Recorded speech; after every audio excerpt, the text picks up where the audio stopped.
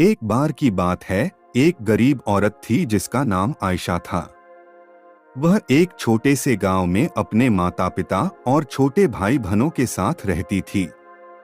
उसके पिता एक किसान थे, लेकिन खेत बहुत उपजाऊ नहीं था और वे अक्सर किसी तरह का गुजारा करते थे। आयशा एक बुद्धिमान और जिज्ञासु लड़की थी।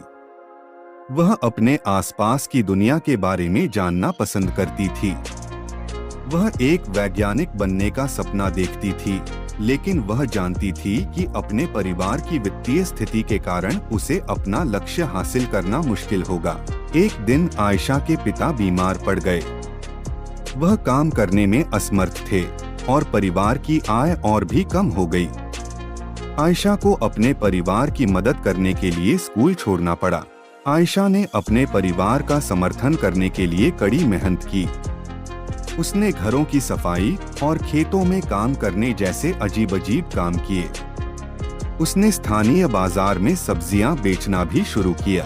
अपनी व्यस्त दिनचर्या के बावजूद आयशा ने वैज्ञानिक बनने के अपने सपने को कभी नहीं छोड़ा। वह देर रात तक पढ़ाई करती थी और स्थानीय पुस्तकालय से किताबें उधार लेती थी।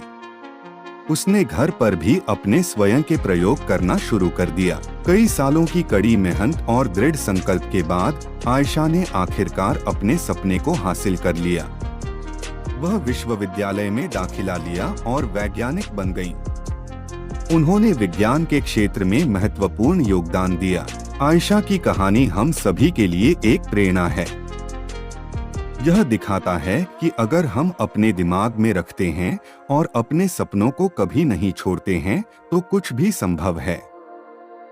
यह भी दिखाता है कि हमारे जुनून का पालन करना महत्वपूर्ण है, भले ही यह मुश्किल हो।